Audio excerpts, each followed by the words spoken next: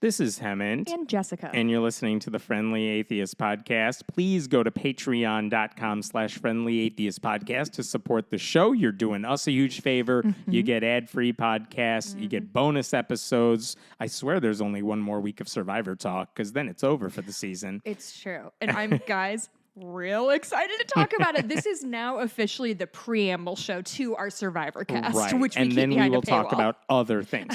Let me give a shout out to some of our more recent supporters. We got Pat in the chat, James, ASE Shepherd, Alice W, Daniel W, Brian N, and Jonathan C. Thank you so much for supporting the show.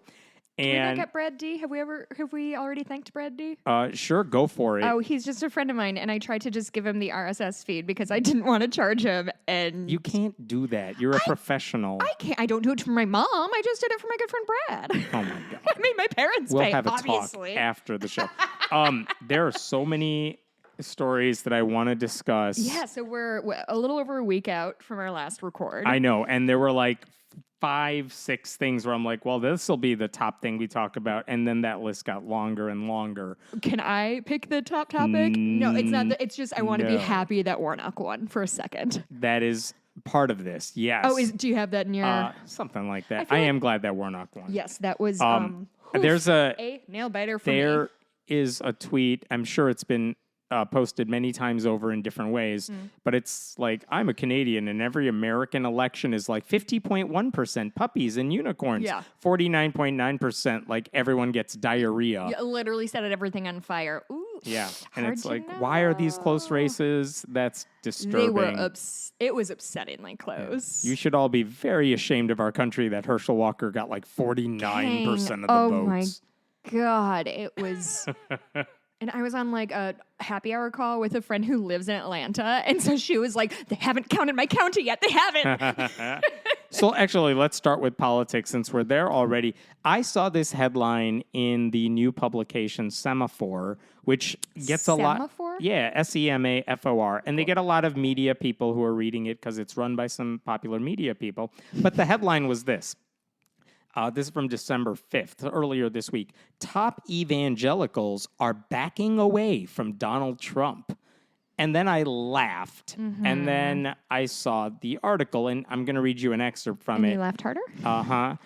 Evangelicals, conservatives, this is a quote, evangelicals, conservatives, and freedom-loving Americans. The common question is, who can win in 2024? That's a quotation from Bob Vanderplatz, who runs one of these Christian right groups. Mm-hmm. And he said, and I believe that is Trump's highest hurdle. Vanderplatz, who co-chaired Ted Cruz's campaign in 2016, said he had many conversations with conservatives who really like the former president, but want to move forward with, quote, a vision for the future versus a complaint or critique about the past. Wow. Some evangelical leaders That's are also surprisingly clear-eyed. Some evangelical leaders are also tiring of the former president's obsession with trying to somehow overturn the previous election and his ever-growing list of personal scandals and inflammatory statements. Yeah, the 2020 thing is going to have diminishing returns now that we're clear of the midterms. Yeah. The article also cites hate group leader Tony Perkins of Family Research Council, David Lane of the American Renewal Project, who is someone who works to get Christians elected at every level of government, evangelical Southern Baptist pastor Robert Jeffress in Texas. All of them were quoted as saying, we are not taking sides here. We are not jumping on the Trump train. We would like to move past Trump. And that's where the headline comes from. And the reason I'm laughing is because, like, most of these people said all the same stuff in the summer of 2016 or at the beginning of 2016, where they're like, yeah, we don't love the guy. Look at him. Look at the scandals. Look at the way he talks. He's clearly not one of us. Mm-hmm. And then when he won the primary in 2016 and your only option is Hillary Clinton, realistically, they're like, we'll find a way to get over our complaints. Right. Access Hollywood tape doesn't matter. He's fine. He's a family man. Yeah. So he has so many of them.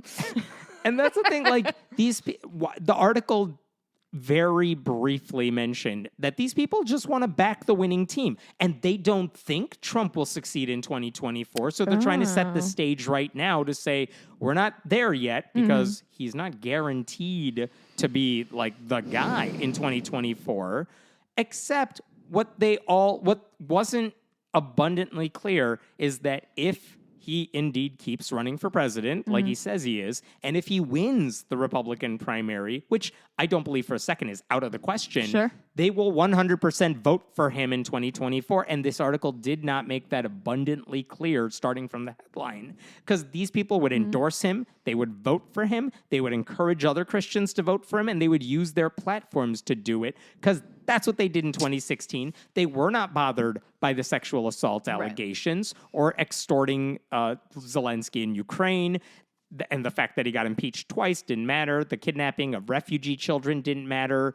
The shithole countries didn't matter. The lies, the overturning democracy attempt. Like, these people were totally fine letting all of that slide in exchange for a few Supreme Court seats, which they got, and a whole bunch of other judicial appointments. Just a reminder here, in 2016, roughly 80% of white evangelicals voted for Donald Trump. In 2020, that number did not budge. Yep. Even though it's a little harder to get a solid count on where people are voting, but the numbers didn't budge. These are people who went to the Oval Office to lay their hands on him. Remember the photo op in front of a church near the end of the term with him holding up a Bible? They celebrated that photo op. Jeffress, the guy quoted in the Semaphore article, said Trump was, quote, the most pro-faith president in American history. That was on the eve of the 2020 election. Right. So they had 4 years to do the right thing. They never did. They failed at every turn. Right. And to pretend that they're mild statements of condemnation against Trump, don't mistake that for actual rejection of Trump or Trumpism. They care about power, not principle. None of them, by the way, none of them said, if Donald Trump is the Republican nominee in 2024, I will encourage Christians everywhere to vote for the Democratic candidate to make sure he doesn't get into office. They didn't say that. They would never say that because they don't have principles. These are power-hungry people who will do anything. I know they don't like him. He doesn't make them look great, but they want power and judges, and he gives it to them. So is your complaint about... I'm not a fan of the white journalism? Evangelical Christians. No, I understand that. And the Semaphore article, which, again, the headline is top evangelicals are backing away from Donald Trump. Okay, but no, I don't they think are that's not. inaccurate. That is totally inaccurate No, because... I don't think it is. I think because I think in 2015 you would say the same thing. Just because it's inevitable that they will go back to him if he wins doesn't mean they are not actively trying to. If it said top evangelicals are briefly, temporarily backing away, but they will go back. But you can't write a headline that predicts the future. Sure. Top That's evangelicals claim they're backing away from Donald Trump. But more accurate. I don't know. I feel like this is politics as usual. Like, this is how people do. Like, never Hillary, never Joe Biden, never Trump. But when it fucking comes down the line, you're going to vote for your party because that is your best interest in your opinion, right? But the reason they're saying they're backing away, again, the people they're quoting in the article is, these people are intellectually dishonest. But look at what they're quoting. Like, who can win in 2024? Yeah, you're asking the question because if the answer was very clearly Trump, they would say, well, then I'm on his side. Well, so, okay, I feel like our miscommunication is I think you're assigning I feel like this headline makes it sound like evangelicals are finally doing the right thing. I don't think it does. I think it is accurately saying that there are leaders who are actively backing away from Trump. I don't think that's inaccurate. I think their reasons for doing it are intellectually dishonest. Like you said, it only has to do with retaining power and winning. They don't give a shit who... It could be a potato sack up there with a red MAGA hat on, and they would vote for it. But if these people are actively saying out loud with their fucking mouths, we are backing away from Trump, I don't know what else we can... the flip side of that would be them saying, oh no, we still love the guy, he's great, which none of them said even when he was in office. Right, but we all know nobody likes him. But we all know they had that alliance with him that lasted for 4 years and then some. But I think when we're looking at the primaries, I think this headline is an accurate thing. If they're not going to keep throwing their weight behind Trump. Would you say white evangelicals backed away from Donald Trump during the primaries in 2016 because They all said, like, well, no, Ted Cruz is my guy, Marco Rubio's my guy, and all that stuff. This is exactly what I'm saying. But I would say, well, no, they never backed away from Trump. They just said, I'll just go wherever the winner wants me to go. Yeah. But that's not backing away from any of them. Because these people are spineless sycophants. Right, but that's my point. They're not backing away from him. They're just like, I'm not sure he's winning yet, so I don't want to say anything. That's it. That's not backing away. They're going to go wherever the wind blows. But the same article quoted Robert Jeffress right now, today, like saying, well, it's a matter of personal priorities, and right now, getting in the middle of a Republican civil war is not one of my priorities. Notice what he said there. Right now, I don't want to take sides on this, which is Robert Jeffress's way of saying, listen, if Trump wins, I'm right there with him. Of course. But they're citing him as an example of a guy backing away from Trump. No, he's been like this for years. Yeah, I think we just disagree on the no, semantics. Boo.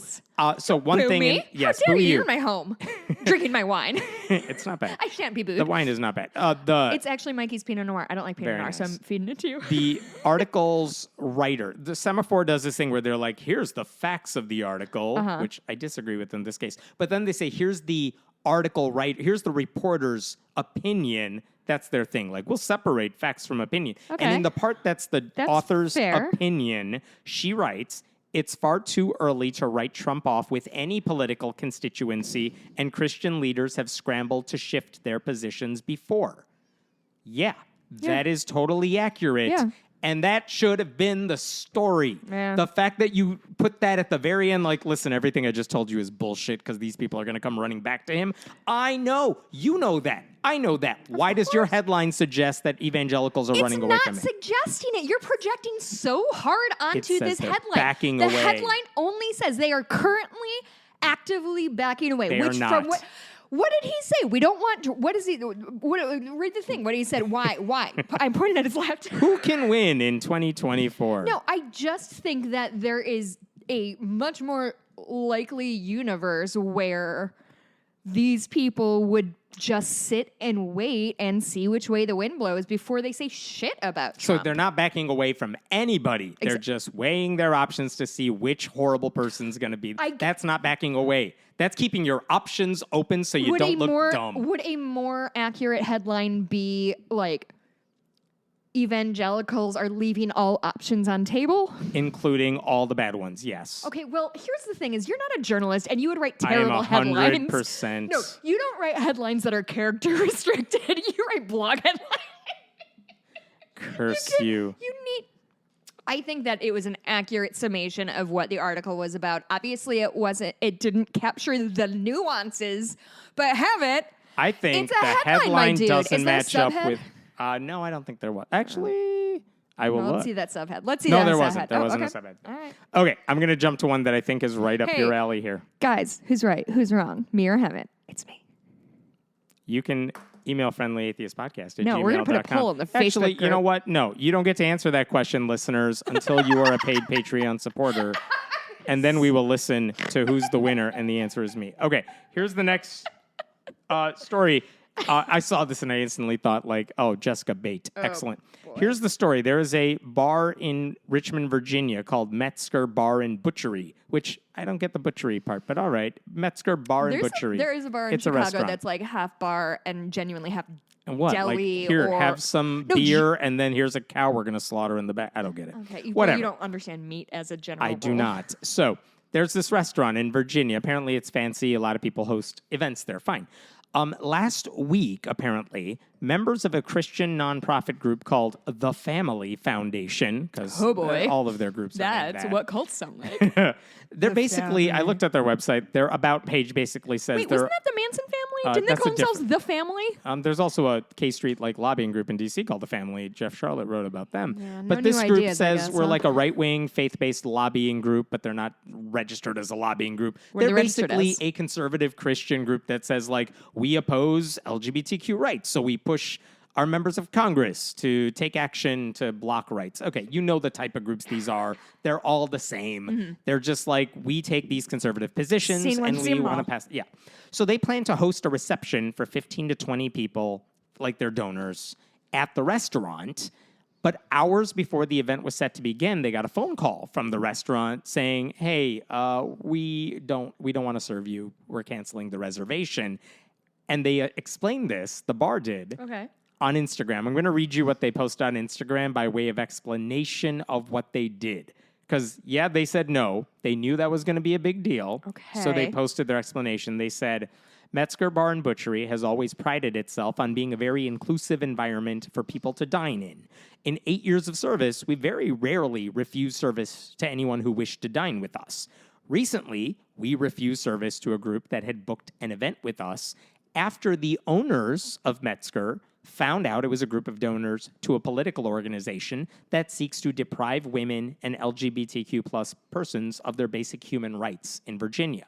We have always refused service to anyone for making our staff uncomfortable or unsafe, and this was the driving force behind our decision. Many of our staff are women and or members of the LGBTQ plus community. All of our staff are people with rights who deserve dignity and a safe work environment. We respect our staff's established rights as humans and strive to create a work environment where they can do their jobs with dignity, comfort, and safety. So, here's what they're basically saying. We are not getting rid of them because they are Christians. We are getting rid of them because they actively fight to hurt our staff. You can put a smile on your face, but if you are working in order to break up their marriage or block their marriage or make sure they can't adopt a kid or don't have the right to control their bodies, you are putting our staff in danger. Correct. And so we are not going to serve you while you do it. We do not have some legal right to serve you while you do that. Right. Yeah, you're right. A legal obligation to do it. Now, what do the Christian groups say about all this? Their president... Classic liberal left. The president's name is Victoria Cobb, and she wrote on her website, her group's website, "We've been canceled," because, of course, they did. Oh, my God. The glee that comes through that, you know? Finally, it happened to me. I know. We actually said, "We've been canceled!" Exclamation point. Again! Exclamation point. Again? I don't know. Welcome to the 21st century, where people who likely consider themselves, quote, progressives, attempt to recreate an environment from the 1950s and early 1960s when people were denied food service due to their race. Yeah, it's just like that. You guys are so good at understanding history. I think that's what I like the most about conservatives is their understanding of U.S. history, yeah, especially and racial the cultural history. Moment of what's going on, the context, the symbolic nature of the sit-ins. She gets all of that. She added, "Welcome to the double standard of the left, where some believe Jack Phillips must be forced to create a wedding cake as part of the celebration of a same-sex ceremony, but any business should be able to deny basic goods and services to those who hold biblical values around marriage." For the tolerant left. So let's talk about these analogies for a second. Again, they were not canceled because they were Christian. Yep. It's because they're a hate group that quotes Bible verses. There is a difference. They're literally threatening the health and safety of the staff. They're not legally obligated to serve them. Yep. Color of your skin cannot be changed. Your sexual orientation cannot be changed. Correct. They're choosing to be bigots. Also, Plenty of Christians. If they're going to call out that Denver thing, they can't have it both ways. Oh, so the Jack Phillips reference doesn't work either because even if you set aside the specifics of the case, the argument is that both situations are the same and that the restaurant's hypocrites. They truly are. But they're not the same. Phillips, in his case, this is the baker who said, "I'm not baking cakes for gay couples," even though he would sell the exact same cakes to straight couples. Right. The restaurant is not choosing, they're not refusing to serve all Christians. They're saying, "I'm looking at your actions and I don't have to go along with it." They are not discriminating on the basis of religion because they're not saying Christians are not allowed in here. It's not religious discrimination, Fox News commenters. But since she's the one making the analogy, even though it's wrong, I am curious if she thinks, she thinks bakers and florists and website designers should be allowed to freely discriminate against others. Website designers, that's the one in the Supreme Court this week, wedding website designer. If she thinks they should be allowed to discriminate against an entire category of people because these people are Christian, why is she so upset to be on the receiving end of what she thinks, wrongly I would say, is similar behavior? She should be celebrating their freedom of conscience. I have really bad news for you. Are they hypocrites?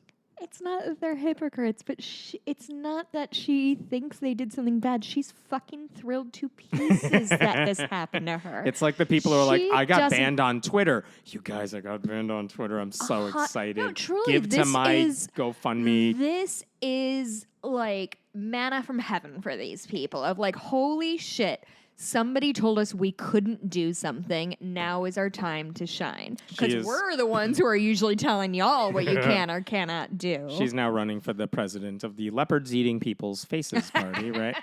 I was curious. She said again in the headline, right? Yeah, like, what do you when think did that this means? happen? She said that a website design company declined to design her foundation's website for political reasons. And like someone canceled their contract for something else. Sure. But again, there's no obligation, even in the public square, to say you have to design it for people for reasons that are not like immutable sexual orientation, etc. So, okay, if you had to sit down and talk to this woman who clearly, I was going to say clearly does not actually have a comprehensive understanding of what the fuck is going on around her. I don't know that to be true. She could be smart and deceitful, which people often are. If you had to sit down with this woman and explain to her in like a paragraph or less the difference between like genuinely make her understand the difference between kicking somebody out because they're gay and kicking somebody out because they're a bigot. Do you think you could? I think it's the action. compellingly- I think it's the action that matters. We're not getting rid of you because of who you are, what you believe. It's not just about that. We But see their what you action do. is getting married. Sorry, no, the action No, that's of what I'm this. saying is like I'm genuinely wondering if there is a way to phrase this that is intellectually honest and clear enough for idiots to understand. I'm saying I think the argument to make from the restaurant's perspective is we don't have to serve you because we see your actions and they hurt us personally. Like literally you're impairing our health. So it's like a lawsuit. They have to prove harm. Like if this group filed a lawsuit citing religious discrimination, it would get nowhere. Because it's not religious discrimination that they suffered. Okay. And there's not, the restaurant says, no, we're fine serving Christians. As opposed to the Christian bakers and everyone else who's like, no, if you're getting gay married, if you're getting I'm not making a wedding cake for gay people or whatever. Like that is a difference. You're saying, listen, it's not, if there was a Muslim group, if there was an atheist group that also worked to cause harm to other people, they have every right to say, we're not serving you either. They're not saying anything else. So yeah, it's just something I think about a lot of like, just like as a writer and a communicator and things like that, I like to think about, is there a way, if they are not being absolutely intellectually dishonest, which is probably the thing that is happening, is there a way to be clear enough in like what we say to people that you could actually, like, I'm genuinely I don't wondering know if if I anything could would be a get through. good enough writer to cure bigotry. I guess that's what I'm asking. Like, I mean, their entire foundation and probably her job is based on not understanding the difference. For what it's worth, this has happened before, and again, it wasn't religious discrimination, but remember there was a big kerfuffle when Sarah Huckabee Sanders was the White House press secretary, Is she the went new to governor?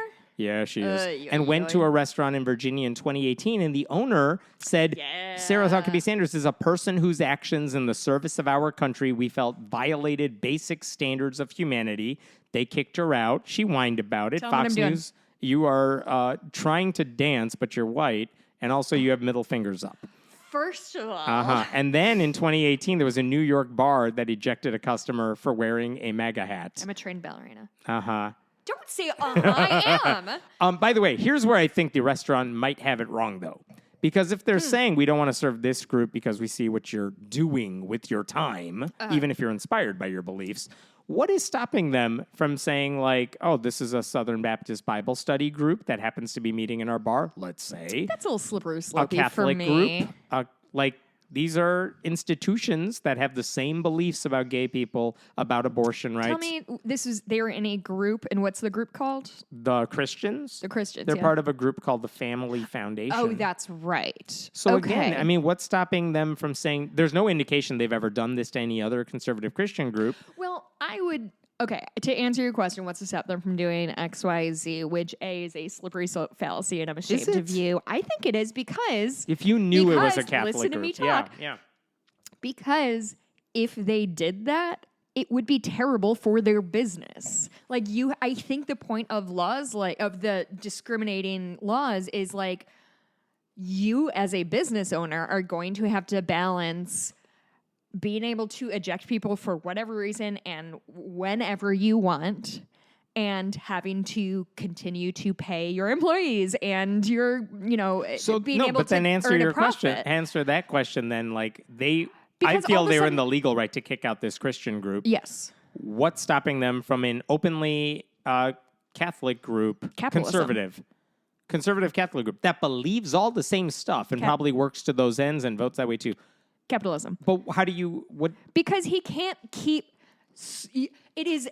Why is it okay then to kick out this group but not those other ones? Because if they're coming in as a group... Yeah.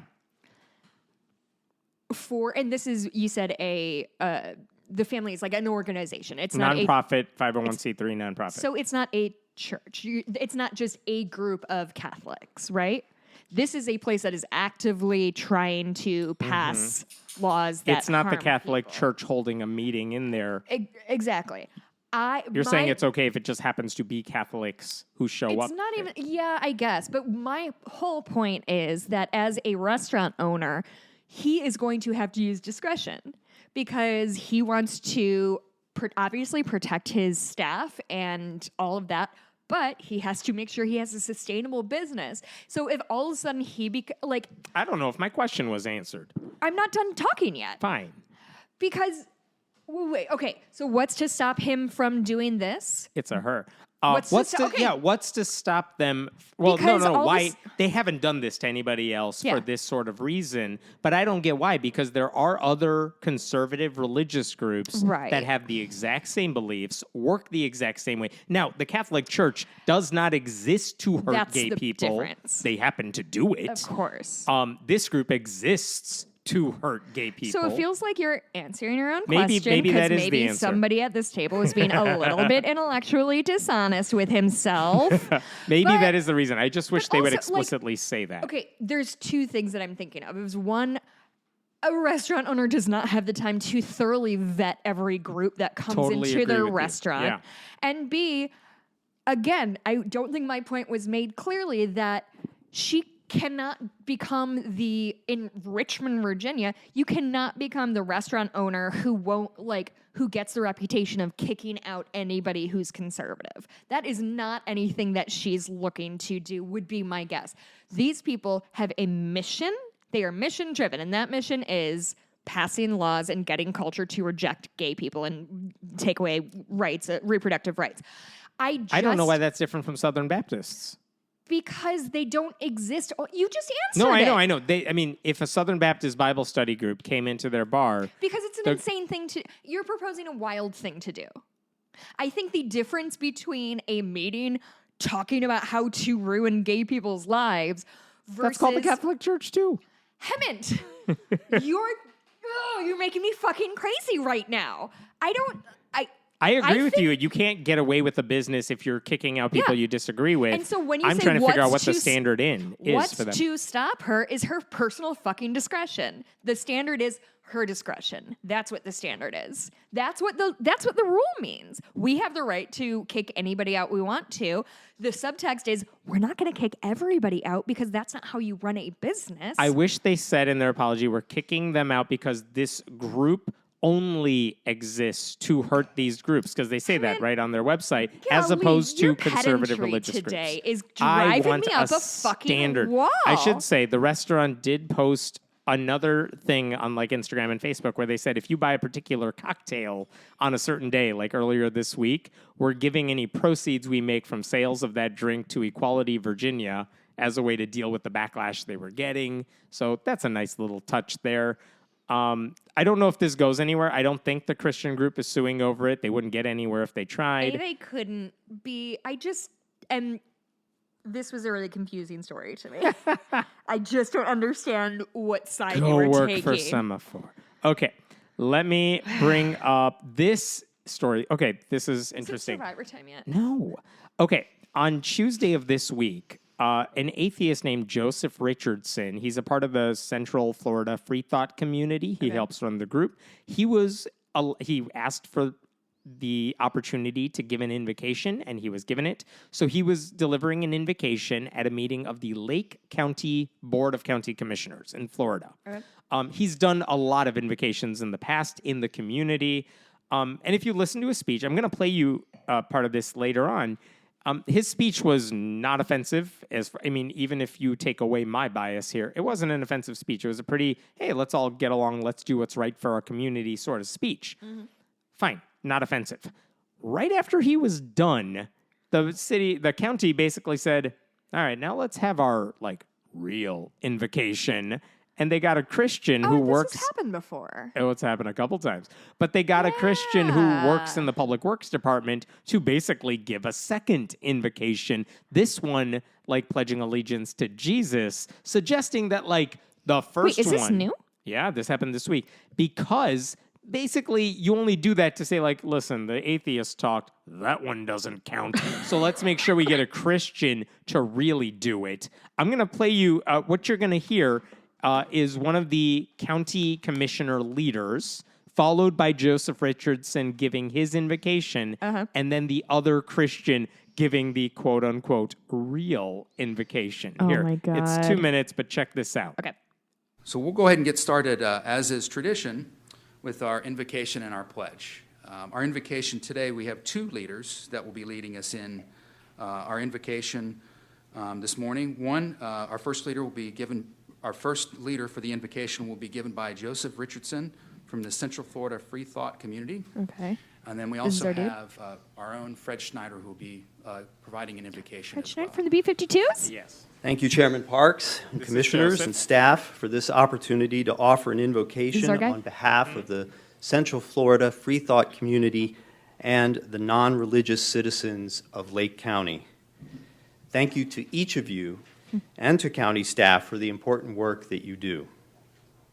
As we begin this morning, let us take this moment to silence our thoughts and focus on the tasks at hand.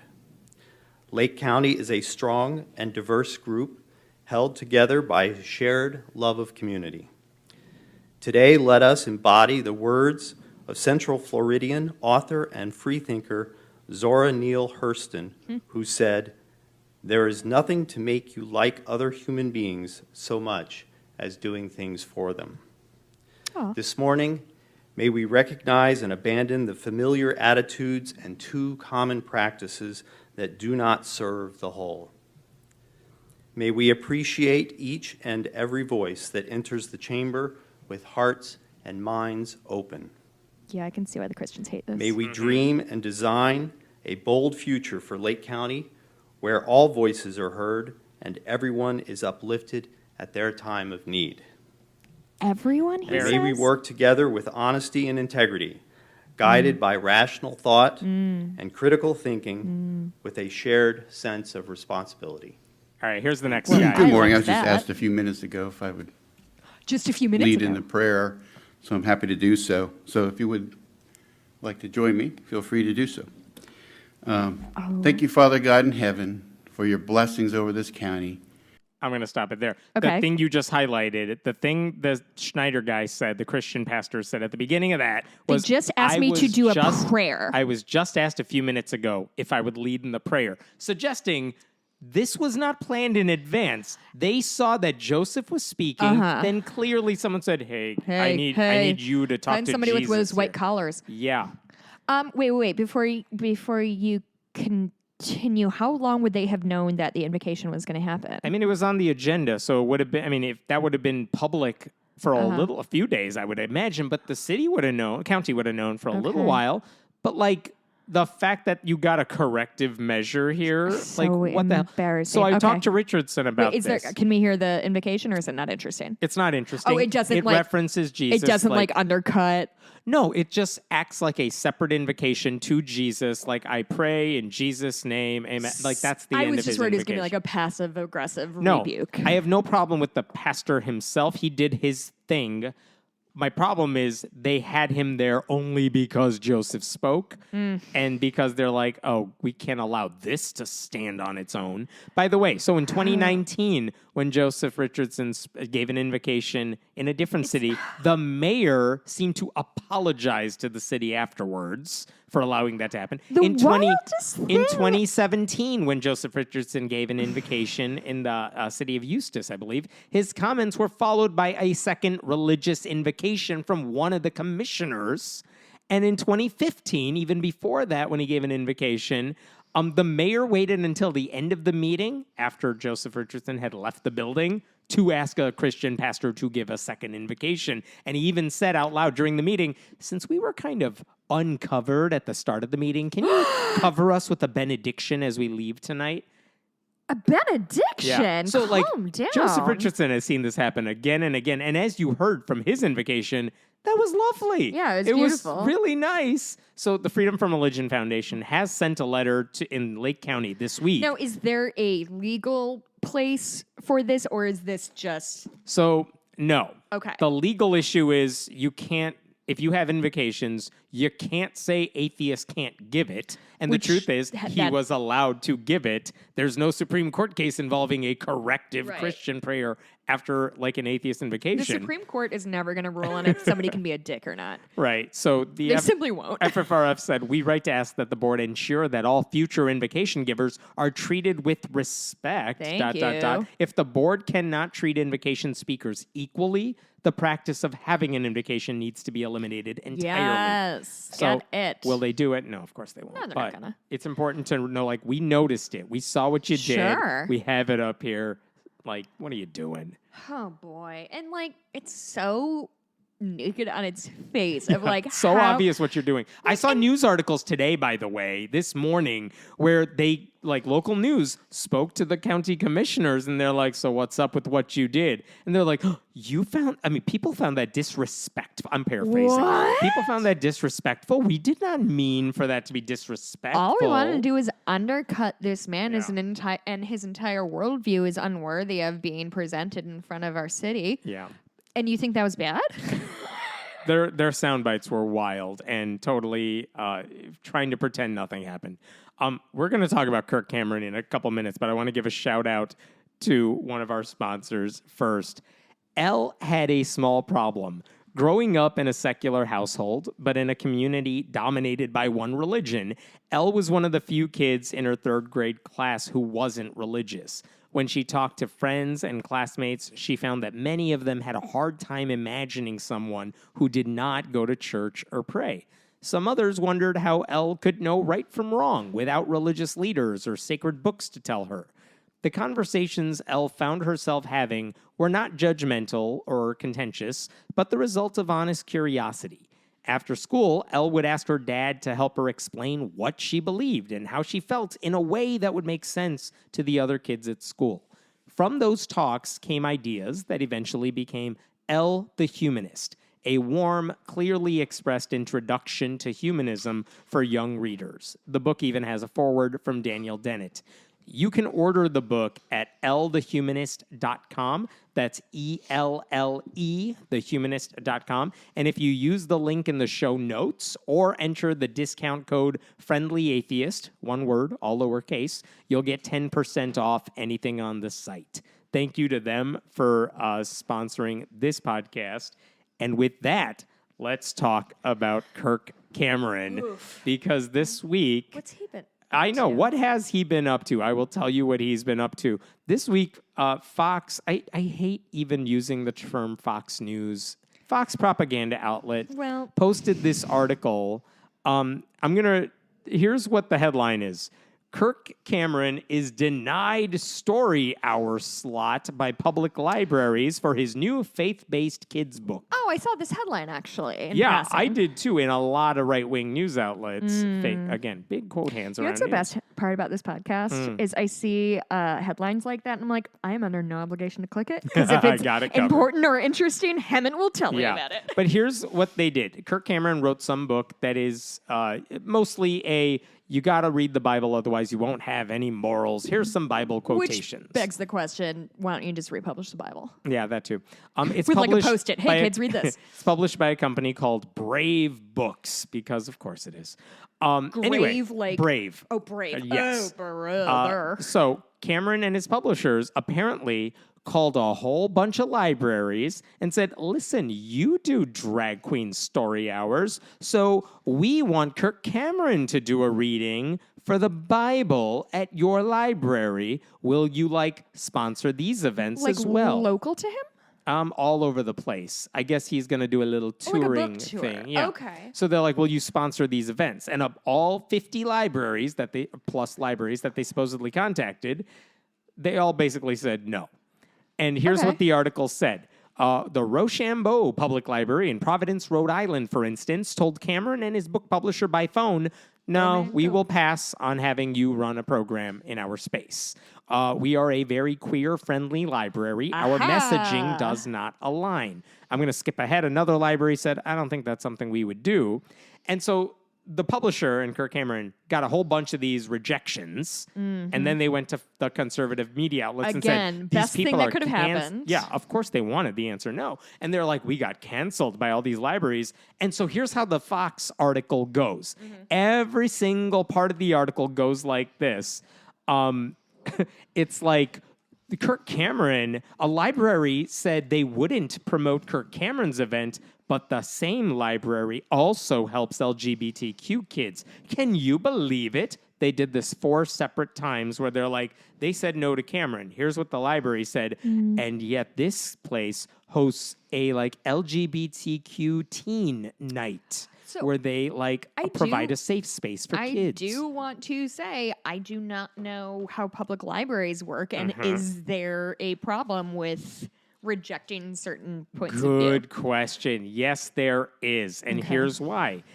Part of this goes back to the restaurant thing, because here's what this goes down to. When I ask that, it's because I'm assuming those laws were set up because people are like, Muslims can't come in here, but then Christians would have hijacked those kinds of things to be like, oh, you're saying this, that's what I'm assuming. That's just what I'm wondering. Here's the deal with the libraries. A lot of the libraries, assuming the bigger ones work in similar ways, here's what happens at my local library. They have their events that they run because they align with the library's mission, like a reading for kids, fine. A drag queen reading to kids, it's no different. Why would it be any different? But they have those events because, reading to kids is fine. And they say these books that you're reading are good books that we support.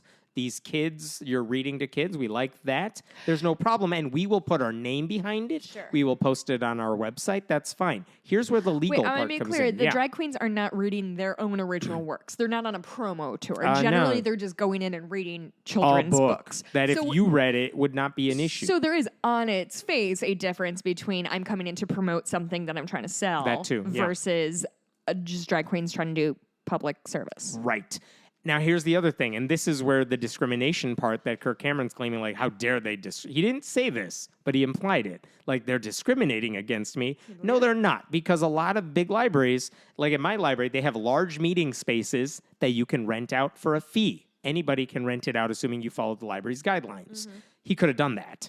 They have smaller conference rooms at my local library for a smaller fee. It doesn't fit as many people, but you could rent those out. Fine. There are also smaller study rooms, like a lot of high school kids. Yeah, just individual. Just say, I have a library card. Can I get it for free? And they're like, yes. That's open to everybody. Okay. If Kirk Cameron wanted to go to these libraries and say, we want to host a reading, we want to rent this space. Okay. Yes, the library, and assuming they followed all the rules, library would have said, yeah, that's fine. We have nothing to do with this. You're renting out. It's like public high schools that say a church wants to rent out our building on a Sunday morning. Yeah. Well, we offer that space as rental, and assuming they're paying the same rental price as everybody else, churches can rent that space. It's fine. For a lot of churches, that's cheap meeting space that actually has a lot of seats. And like, it's good for them if they can't afford a building. Right. There's nothing wrong with that on either side as long as everyone's playing by the rules. Exactly. Kirk Cameron saying, well, these libraries are not basically sponsoring my talks, putting their names behind it, putting it out on like And he through feels their they're listservs. obligated to because And he asked. yes. Okay. And that's what the article suggested, that he thinks they should have done this. And the library's like, well, we don't have to say yes. Think about this too. Libraries have a finite amount of space, Of a course. finite amount of time, and a finite amount of staffers who can Yep. work these events. So if they do not have to say yes to everyone who comes in and says, well, I just wrote a book and I'd like to host an event. If the Yeah. library says, well, even if your book is fine, there's no reason to think anyone's going to show up, and the amount of staff time and stuff we have to do to make it work Oh, people like probably Kirk won't work. Cameron don't so they can think say about that. no to anybody they want Yeah. when it comes to the things. You can't force the library to do the things you want them to do. By the way, all these libraries, as far as I could tell, they would stock his book if it came out, assuming it met their guidelines. Sure. They have plenty of Christian books on the shelves Lord because they're not knows. discriminating against this. But the headlines I've seen and the things he's saying on Christian media is that all these libraries are like discriminating against Christians. They're Sure. censoring the Christian message. Famously, libraries are always censoring Christians. This is what the publisher of Can't Brave go a Books said. day without a librarian invading a church, being like, "No!" Right. Trent Talbot, the founder of Brave Books, Eesh. said in a statement to Fox News Digital, "It is devastating to discover that many of our publicly funded libraries have now become indoctrination centers Oh, boy. that refuse to allow biblical wisdom to be taught to our children." Like, oh my God, they are not obligated to do whatever you tell them to do. The glee that reads through every press release like this is just so disgusting to me. I'm going to tell you one more thing that's going to piss you off in a second, too. It's not just the glee. It's that they asked these 50 libraries, if any of them said yes, their plan would have been ruined. You know they wrote this up in the marketing plan. Like, how can we get people to pay attention to a very boring, I assume, kids' book written by a washed-up actor? Yeah. And the answer is, well, why don't we just call some people and Wait, say, is the book hey, will fiction? you do... It's Kirk Cameron. Everything he does is fiction. Actually, that was a pretty good and funny point. Thank you. And they must have said, we'll just pretend we're discriminated against, and that's our marketing strategy. I mean, for that's this what book. they've been doing for 20 years now. By the way, one library said no to them in Indianapolis, said generally when we have author visits, those are coordinated through our departments. We really have a push. We have a strategic plan in place. So we're really looking at authors who are diverse, authors of colors. That's really been our focus. When Brave Books pointed out that Cameron's book contributes in its own way to a diverse collection of ideas, beliefs, and stories, the library representative replied, well, we're focusing on racial equity. Like, their argument is, oh, you like diversity? Well, we have Christianity here. Oh, you want racial diversity? Kirk Cameron is white. Have you ever met a white Christian man? I swear to God, they're so rare Right. and so quiet. That's Even if one was living in your house, you wouldn't know. They're just like a little mice. that's Kirk just Cameron's tried argument. to I look think up I his book.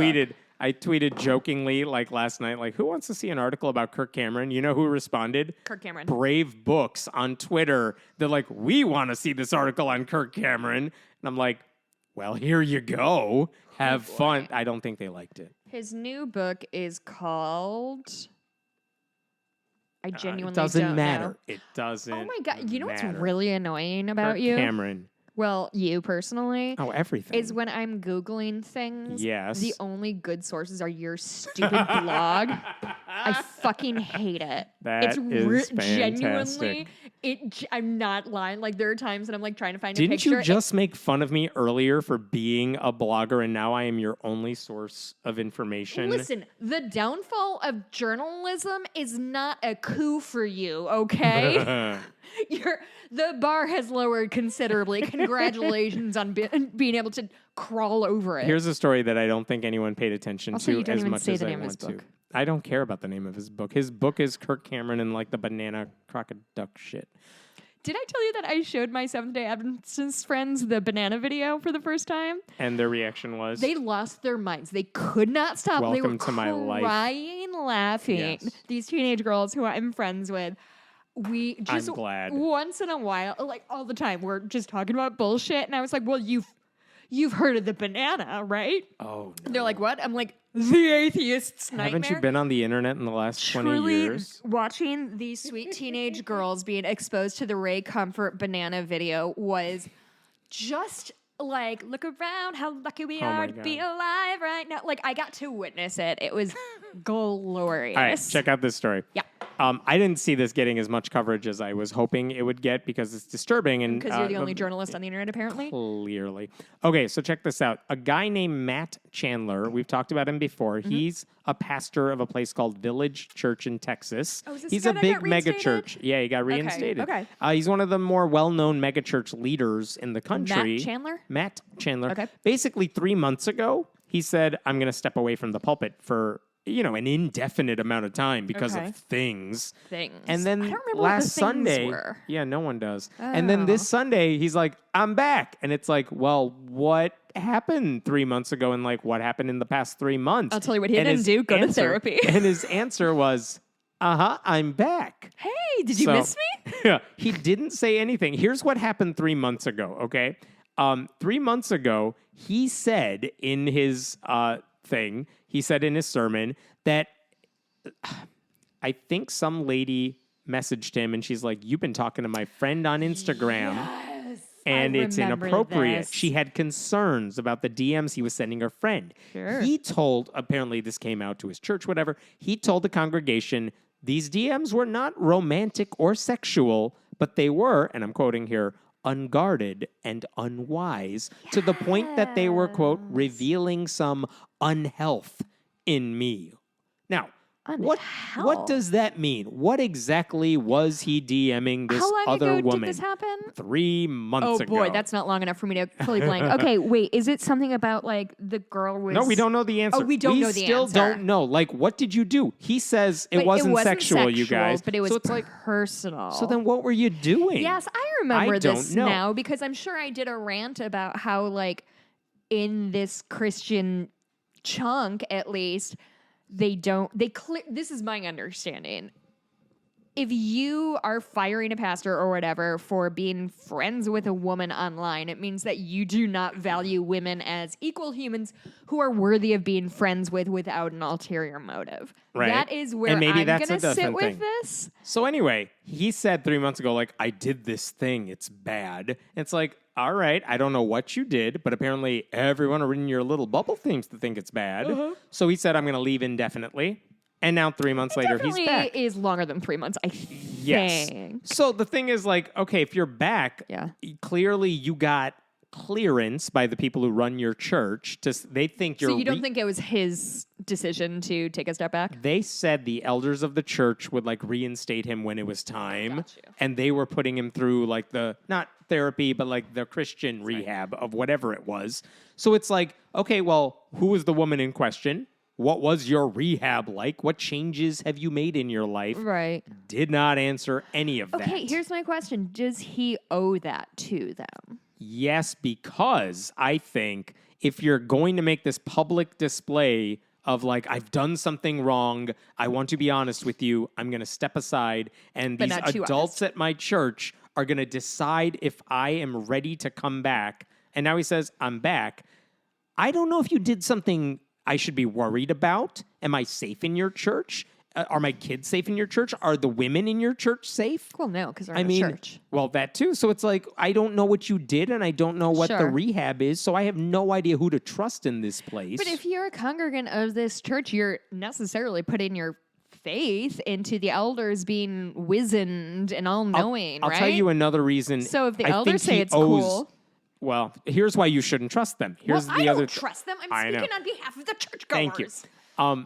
Here's another reason this guy, I think, does owe people an explanation. And this is kind of, we talked about this months ago, but in 2012, this is a horrible story. Oh, boy. An 11-year-old girl was allegedly abused at this church's summer camp. Now, the thing is, when she got older, I think, she told her parents. She must have either remembered it or whatever. She told her parents about it. They told the church leaders about it. And Matt Chandler, the pastor at the time, said there was an allegation of abuse by a church member. But I want you all to know that the culprit, whoever it was, he didn't name the name, The culprit. did not have access to children at our church. And Chandler said this? Chandler said this, and that was only technically true because he no longer worked there. Like, you're not telling the full story, buddy. Oh, wait, so he was the accused party? No. Matt Chandler was not accused. He but was like, not there was a accused. staffer at the church who was accused, and then the guy left because of these allegations. Okay, gotcha. And Matt Chandler's like, well, don't worry, he doesn't have access to children, so like Anymore. He didn't say anymore. I guess our vetting process is just hire people and cross our fingers. Yeah. And then later, he emailed the congregation to say that, hey, one of our pastors is leaving the church due to an alcohol abuse problem. It happened to be the guy that was accused of the abuse. He did not make that connection in the email. He just said, hey, one of our guys is leaving. Just so you know, everyone say bye to him. He's going now. So that's one issue. By the way, in 2015, him, Chandler, and his colleagues, they punished a woman who annulled her marriage. Punished. I'll tell you, they said you're in big trouble with our church. Why? Because she annulled her marriage because she found out her husband was a pedophile. Jeez. So she wanted to end their marriage, but she didn't run it by church elders first so they could attempt a reconciliation. And they punished her because she didn't give them a chance to bring the couple together. There's literally a divorce thing called irreconcilable differences. Like, it's okay. Here's another reason. Hold on. Hold the fucking phone. Yes. What denomination is this? Southern Baptist. Southern Evangelical. Baptists. I believe Southern Baptist, but And evangelical. They threatened? What did anything become of it? Or they just sort of made... I mean, they're punishing in the church is like, I don't know. Like, what the does deal is. punished mean? I Is don't know. it she They couldn't didn't sit in whip the her front queue? Pretty much. Like, or... it's a church punishment. I don't care about it. But they basically, you're mad at the woman because she didn't run her like separation from a pedophile by church leaders first, and you disobeyed the rules you agreed to. Let me tell you a little something about people who like to be in charge is they like power and they like control. So I guarantee you, if it wasn't a woman annulling her marriage to a fucking criminal, well, assuming that he didn't act on it, but she pedophilia. knew he had those interests. Yeah, no, they can just fucking kick rocks. Yeah. Like, stay the fuck out of my business. Another That's really reason- what I say to churches all the time. Another reason this guy owed his congregation an explanation, he's the executive chairman of a group called Acts, ACTS, Acts 29, which is a church planting network that basically is known for giving giant wheelbarrows of cash to men who start new churches. Place. And the Acts 29 was founded by Mark Driscoll, who is known for being spiritually abusive and misogynistic, and also he's a plagiarist and an internet troll. And the guy that, after they kicked out Mark Driscoll for being a monster, the guy they replaced him with was then fired for spiritual abuse as well. And we talked about this because earlier this year when Christianity Today did an interview with Matt Chandler, who's the new guy in charge, and they're like, so you guys are revamping your vetting process, you say, for like church leaders. Well, let me ask you, would your vetting process have kicked out Mark Driscoll and the guy who took his place? Like, is it good enough that you would have gotten them out? And the answer was like, well, I hope they would get caught by it. I mean, narcissism is hard to catch. It's not hard to catch.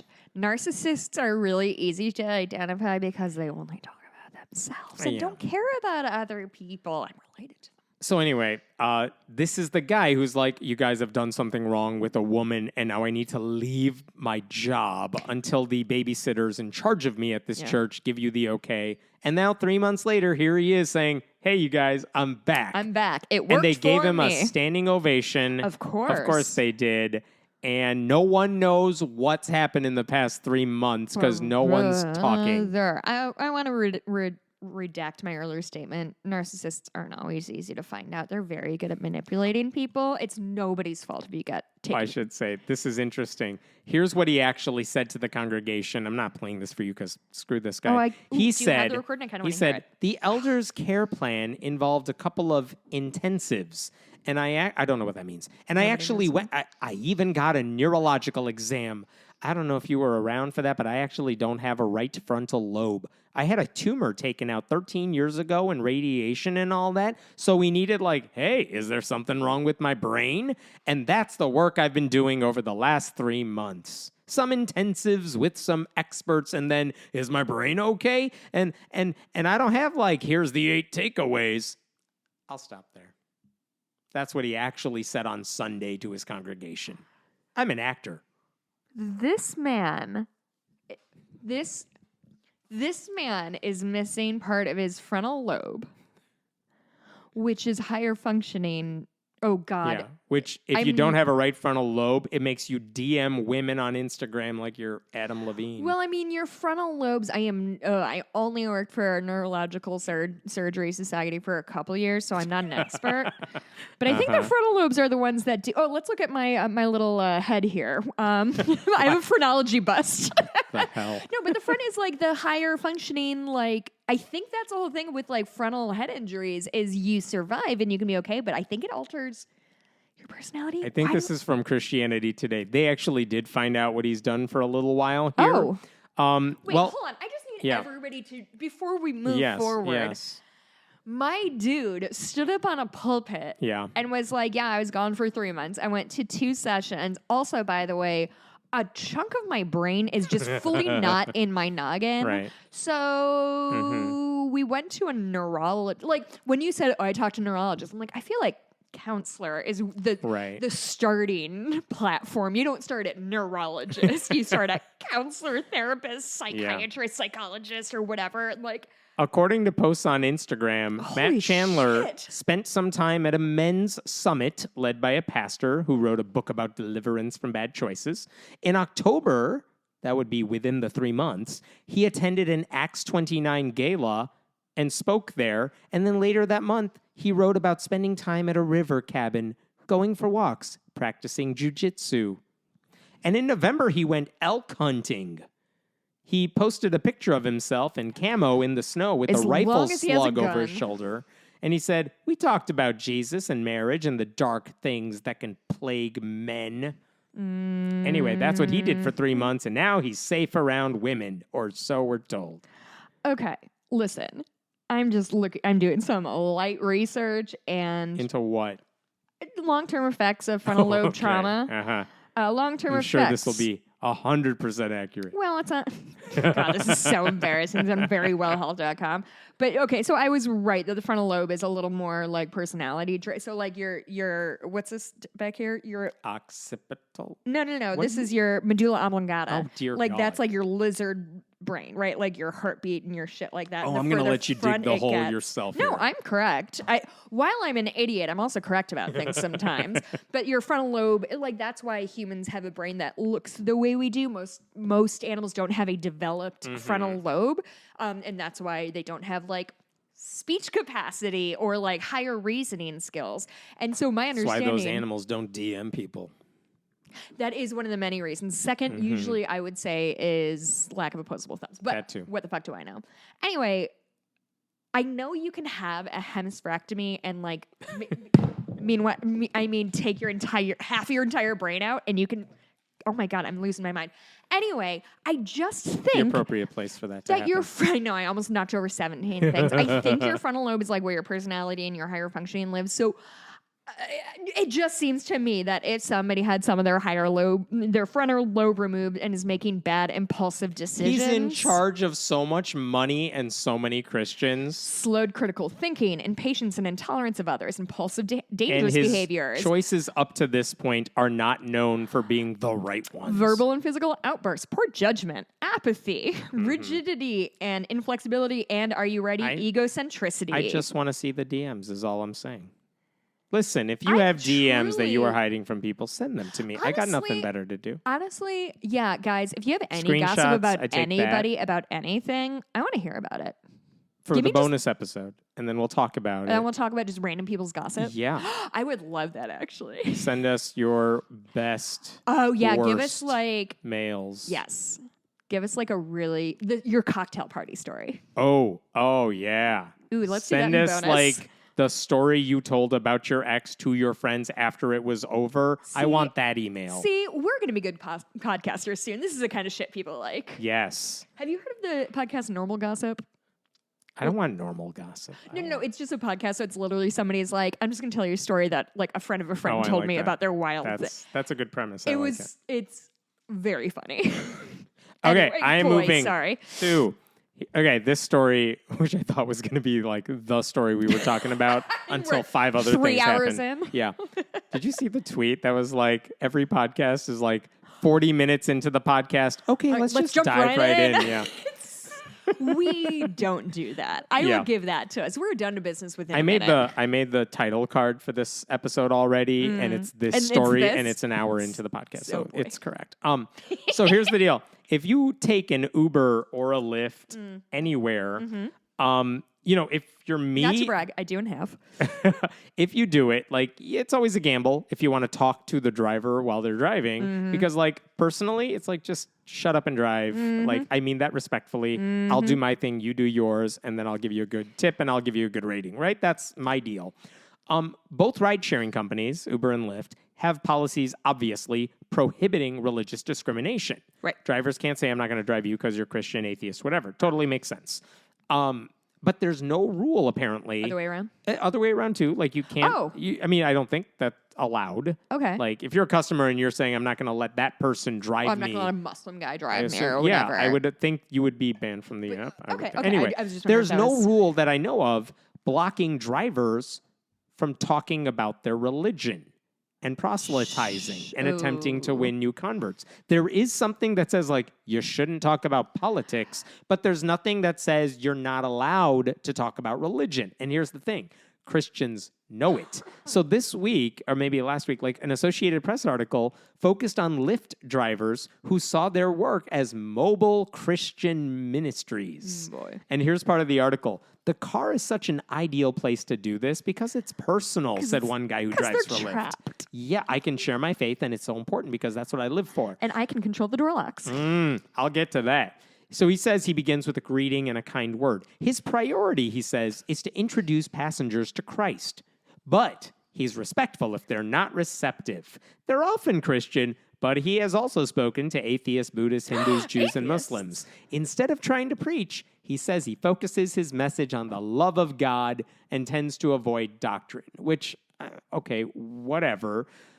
If that's supposed to seem mild, the things you brought up are the things I'm worried about. Because if someone who is driving me is in control of my life, is behind the locks, and is saying, I want to talk about God here, what are your options at that point? That's great, option, Greg. I'd love to hear all about it, Greg. Thank you. Part of it is, all right, fine, I'll go along with it because I'm kind of afraid to say otherwise because I don't know if you're going to snap if I'm not interested in it or if I vehemently disagree with you about God. Because, like, with people like us, it's like, do I want to start this debate here? I don't really want to. With people like you, it's do I want to start this debate? With people like me, atheists who might want to start. It's let's start this debate. But it's like, yeah, like it would be more respectful if he didn't work off the assumption that his clients want to change their religious beliefs or something. Sure. But here's the thing. Okay. The whole point of like evangelicalism is that there are no boundaries when it comes to sharing your faith, but there is a difference between using your social media profiles to preach what you believe, which I can choose to opt into, or podcasts, which I can choose to listen to, or TV shows where I can change the channel, versus a rideshare company where passengers may not be able to leave the car, and you have my life in your hand. The subjects of the AP article, the drivers in that piece, they were like, we could take no for an answer. But Right. there's no way for passengers to know what will make a driver snap. Of course. So how many people just smiled and nodded or pretended they wanted to hear about Jesus because they were worried about the alternatives? So the Freedom from Religion Foundation, I wish I mentioned earlier, they're now calling for both companies to just put a stop to this before it gets worse. They wrote in a letter, they're calling for a policy change that says, do not talk about politics or religion. I'm making this up. I'm paraphrasing. Okay. Don't talk about it unless it is brought up organically or something, but like you cannot begin the conversation that way or something. I don't know. there should be policies, FFRF says, prohibiting its drivers from proselytizing, preaching, or otherwise utilizing its services to advance their personal religious viewpoints. They say no one should have to pay to be missionized against their will. At worst, the passengers may feel personally threatened or be in jeopardy if they express disagreement. So they're not calling for censorship. This isn't a overreaction to mild mentions of religion. They're just saying, look, your business interests are to make sure drivers and riders are comfortable, so do it. Comfortable and safe and feel safe. Yeah, and feel safe. And like, this is not a way to make them feel safe. And again, if the driver or passenger are talking and it comes up in conversation, that's one thing. But these drivers are making it clear that part of their job in their heads is using their position to try to convert kids. If a teacher said this, it would be disturbing. Right. If anyone in any public position or a position where I don't have a choice about who I have here is doing this, it would be disturbing. And look, any driver, any passenger can always say, I'm going to give you a low rating after I'm out of the car because you did this, and that's my way of pushing back against this. But again, the concern is if let's say you're Muslim, visibly Muslim or something, with a headscarf or something, and you get into a car and a driver starts talking about Jesus, I can completely imagine not just the discomfort, but the idea that I don't feel safe telling this person, I don't agree, I don't want to talk about this, I disagree with him, so I can go along with it because I'm worried. There's no way around that, and a 1-star rating isn't going to change that after the fact. Right. So both of these companies, it shouldn't be a hard sell to just say, look, if you are a driver for us, you don't bring up these, you should not bring this stuff up. Don't use our platform to advance your agenda. That doesn't seem like a weird policy. No. And that wouldn't just apply to religion. It would apply to politics and other stuff as well. And I do think that's a really good example, I think, of men experiencing what women experience all the time, every day, is this sort of realization of, like, I'm not actually safe here if this person makes a decision.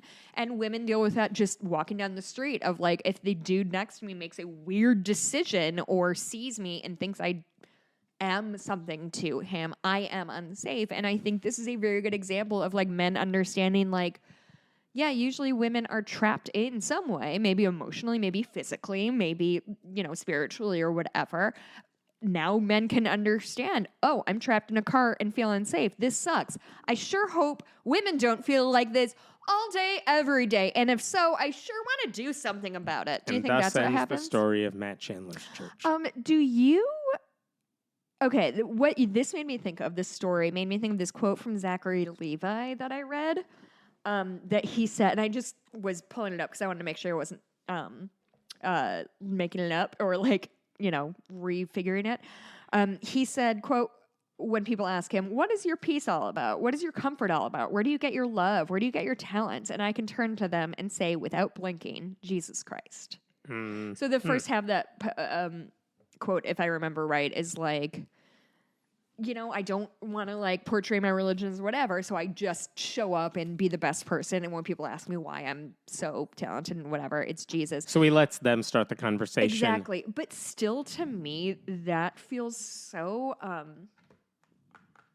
I don't know the word of, like, performative, I guess. Yeah, of, like, it's a lot of what they do. I am doing all of this in the back of my head to, like, please Jesus. Or whatever. Or not even that. I'm doing all this in the back of my head. So when somebody finally notices how talented or hardworking or nice I am, I can then pull the rug out from under them and be like, ha, it was Jesus I this do whole not time. like the idea that the people who believe, like, Jesus, take the wheel, are also driving Ubers. Ooh, that's not great. All right, one last story for you here. The Associated Press is finally releasing results from their VoteCast, which is their massive survey after the midterms, because the Associated Press has more, they call the races on their end. They have all these reporters everywhere. So they do a survey, like exit surveys and all that. So how did you vote? Who did you vote for? What's your deal? So we could try to figure out how Americans voted. And what they found is voters without religious affiliation, which is about 22% of all voters, they said in the midterms, they backed Democratic candidates and abortion rights quote, by staggering percentages. Here's what they said. I love staggering. The unaffiliated, or the nuns, voted for Democratic House candidates nationwide over Republicans by more than a 2-to-1 margin, 65% to 31%. Basically, they said, for all the talk of the overwhelmingly Republican voting by white evangelical Christians in recent elections, the unaffiliated are making their presence felt. So keep this in mind. Okay. Like 22% of voters were non-religious here. 30% of voters were evangelical Christians, which we know are overwhelmingly Republican, especially white ones. 22% of voters were Catholics, who are typically split down the middle politically. 13% of voters were other kinds of Christians. 13% were voters from other groups. So we are one of the biggest pluralities of the American voting public. And we're a pretty reliable voting bloc at this point. Yeah, and here's what they said about the non-religious voters. About 4 in 5 people with no religious affiliation voted against abortion restrictions in Michigan and Kentucky. Give me that percent again. 80% of the nuns voted against abortion restrictions in referendums in Michigan and Kentucky. Between 66% and 75% of nuns supported Democratic candidates in Arizona and Wisconsin, where there were some close races. About 80% of people with no religion voted for Josh Shapiro and John Fetterman in Pennsylvania for the governor and senator's race. So, I mean, let me just put this in perspective here. The Michigan abortion measure passed with 56% support. We're a big part of that. Kentucky's attempt at a constitutional abortion ban failed because 52% of voters rejected it. We're a part of that. Arizona's statewide races for governor and all that were very close, but Democrats pulled off major victories by very small margins. That's because of us. In a very gerrymandered Wisconsin, Democrats prevented a GOP supermajority, which allows their Democratic governor, Tony Evers, to maintain his veto power. That's because of us. And in Pennsylvania, Fetterman's win was called on election night, and Shapiro, won comfortably against a Christian nationalist. Shapiro, of course, has gone after religious sexual abuse in the Catholic Church. Wait, was that the race against Oz? Fetterman was against Oz. So the point is, these are some of the biggest wins for Democrats in the midterms, some of them by very small margins. And we are the reason some of these, without our base, and you could say this for a lot of groups, but without our base, these wins would not have happened. But here's the thing, you Democrats need us. This is the thing that bothers me. I know I've said this before. Democrats are not catering to us. They do not seek our vote. They don't go out of their way to court our vote. Some of that is logistical. Where do you go to find the atheist vote? This is the black vote, too. Yeah. It's the exact same complaint. But they court the black vote, and they do specifically will tailor advertising to the different demographics. You're right. We're not asking them to promote atheism. You are. I'm not. And nor should they. And we're not asking them until this is an atheism country. Damn right. And we're not asking for politicians to endorse our beliefs. Truly. But it would be so doable for Democratic candidates to promote church-state separation everywhere they go, call out religious bigotry. I mean, obviously make policy decisions that are based on facts and reasons and not irrational faith-based beliefs. I don't need Democrats to function as an arm of American atheists. I need them to respect the fact that we have a secular nation, secular roots to our nation, and then act accordingly.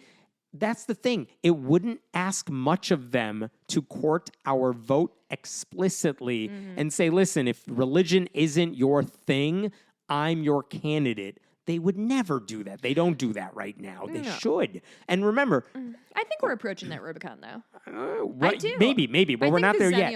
And remember, in the past election, 70 openly non-religious candidates won their races for state legislatures and beyond. And as far as I can tell, maybe 1 or 2 of them ever had religion come up in their races as a potential backlash or anything. I mean, I would say maybe up into national elections in most parts of the country. I feel like you have to be Christian to be in office or whatever is more or less no longer a thing. That's what I'm saying. Right. In some parts, it's no longer the deciding factor. Now, here's where even I would go beyond a deciding factor and say even a point of interest. Yeah. Like, I think... Like, if I'm looking at the Fetterman Oz campaign, religion does not come up for me in that race. No, not at all. And I will say, with the Oz race and the Walker race in Georgia, I do want to point out that not only, like fucking Walker, they were both nightmare candidates, right? Oz and Walker. Yeah. Different reasons, yeah. Different reasons, both classic idiots. But they both had name recognition over their opponent, which, I mean... Warnock was incumbent, so whatever. I do think it is worth noting that, like, name recognition is a huge deal. I'm pretty sure that's the only reason Schwarzenegger was governor. Is like, oh sure, is just they recognize. No names. doubt So about the name recognition, but religion wasn't the thing. Like, they rejected Draws even though he had a name that everybody knew and he was on the Oprah show, and they were still like, Draws, if you talk to me about crudité, did you see the crudité video? I did. But the thing about Oz is, like, I think I saw some articles that are like, are Republicans going to be worried or turned off to him because he's Muslim?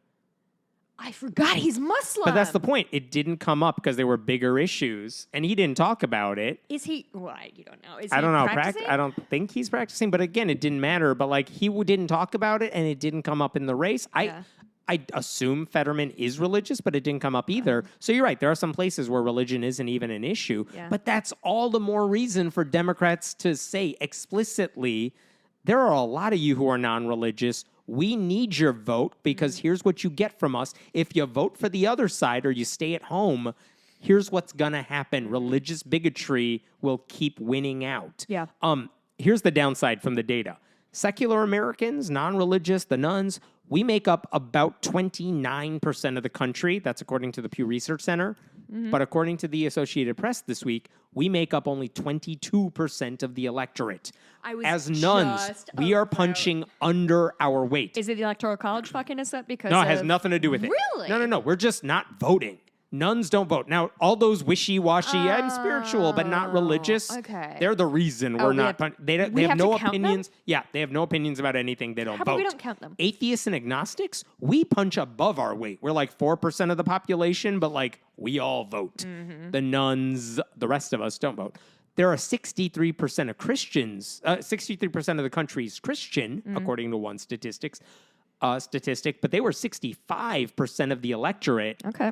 So they're punching above their weight. And again, white evangelicals and conservative Catholics, they vote more than their representation in the population. Does that have to do with age, or does it have to do with demographic? I think it's because part of their beliefs is like, vote. You know what? If I'm an evangelical Christian and I don't I don't think trans people exist, and I don't like gay people, I know the way to get that implemented is through politics, so I am going to vote. I want abortion gone, I am going to vote. Gotcha. And if you're an atheist and you're the sort of person who listens to this podcast, it's like, I'm going to vote for the Christian preacher in Georgia because that's a way to protect church-state separation. Right. And like, we care about these issues that are very political in nature. Yeah, there's like 4 Republican atheists in the country. They vote too. But like, again, if you look at us as a whole, this is what I am taking away from this.